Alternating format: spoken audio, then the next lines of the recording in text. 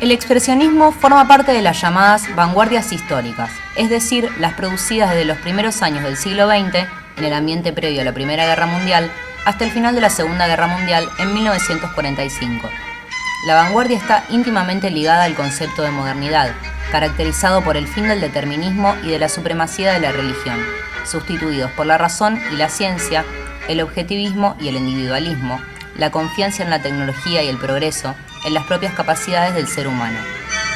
Así, los artistas pretenden ponerse al frente del progreso social, expresar mediante su obra la evolución del ser humano contemporáneo. El expresionismo surgió como reacción al impresionismo. Así como los impresionistas plasmaban en el lienzo una impresión del mundo circundante, un simple reflejo de los sentidos, los expresionistas pretendían reflejar su mundo interior, una expresión de sus propios sentimientos. Así, los expresionistas emplearon la línea del color de un modo temperamental y emotivo, de fuerte contenido simbólico. Esta reacción frente al impresionismo supuso una fuerte ruptura en el arte elaborado por la generación precedente, convirtiendo al expresionismo en un sinónimo del arte moderno durante los primeros años del siglo XX.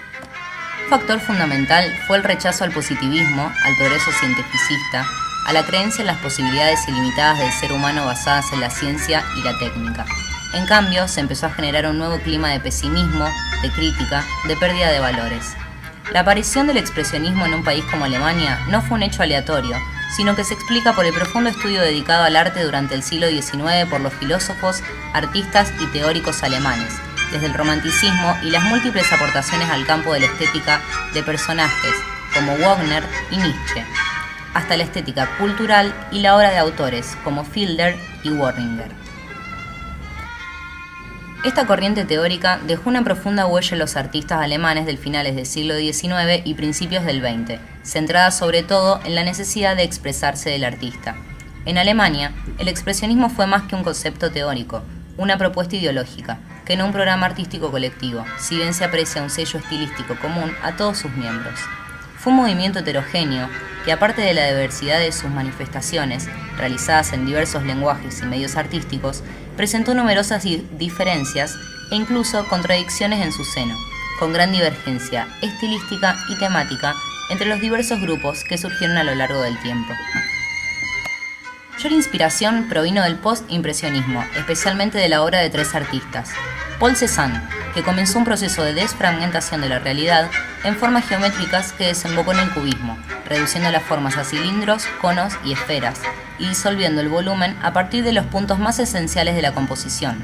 Colocaba el color por capas, imbrincando unos colores con otros, sin necesidad de líneas, trabajando con manchas. En segundo lugar, Paul Gauguin, que aportó una nueva concepción entre el plano pictórico y la profundidad del cuadro, a través de colores planos y arbitrarios, que tienen un valor simbólico y decorativo, con escenas de difícil clasificación, situadas entre la realidad y un mundo onírico y mágico. Por último, Vincent van Gogh elaboraba su obra según criterios de exaltación anímica. Estas se caracterizaban por la falta de perspectiva, la inestabilidad de los objetos y colores, que rozan la arbitrariedad, sin imitar a la realidad, sino que provienen del interior del artista. Debido a su frágil salud mental, sus obras son reflejo de su estado de ánimo, depresivo y torturado, lo que se refleja en obras de pinceladas sinuosas y colores violentos. En última instancia, cabe remarcar la influencia de dos artistas que los expresionistas consideraron como precedentes inmediatos. Edvard Munch, influido en sus inicios por el impresionismo y el simbolismo, pronto derivó hacia un estilo personal que sería fiel reflejo de su interior obsesivo y torturado, con escenas de ambiente opresivo y enigmático, centradas en el sexo, la enfermedad y la muerte. Estas se caracterizaron por la sinuosidad de la composición y un colorido fuerte y arbitrario. Igual de influyente fue la obra del belga Ensor, que recorrió la gran tradición artística de su país, con preferencia por temas populares, traduciéndolo en escenas enigmáticas o irreverentes, de carácter absurdo y burlesco, con un sentido del humor ácido y corrosivo, centrado en figuras de vagabundos, borrachos, esqueletos, máscaras y escenas de carnaval.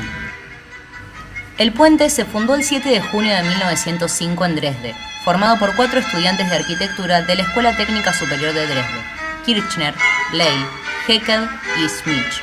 El nombre fue ideado por Schmidt, simbolizando a través de un puente su pretensión de sentar las bases de un arte de futuro.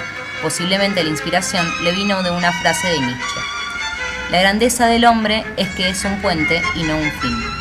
En 1906 se unieron al grupo Nolde y Pechstein, así como el suizo Amiet y el holandés Lambertus Schillig. En 1907 el finlandés Galen Kalela. En 1908 Nolken y el holandés Kees van Dongen. Los artistas del puente estaban influidos por el movimiento Arts and Crafts y artistas como Van Gogh, Gauguin y Munch. También se inspiraron en el gótico alemán y el arte africano. Estaban interesados en la literatura rusa, especialmente Dostoyevsky. En 1908, tras una exposición de Matisse en Berlín, expresaron igualmente su admiración por los fauvistas, con los que compartían la simplicidad de la composición, el manierismo de las formas, tenso contraste de colores. Ambos partían del postimpresionismo. El otro grupo, el Jinete Azul, surgió en Múnich en 1911, agrupando a Kandinsky, Mark, Mack, Klee, Munter, Campendonck y Werfkin.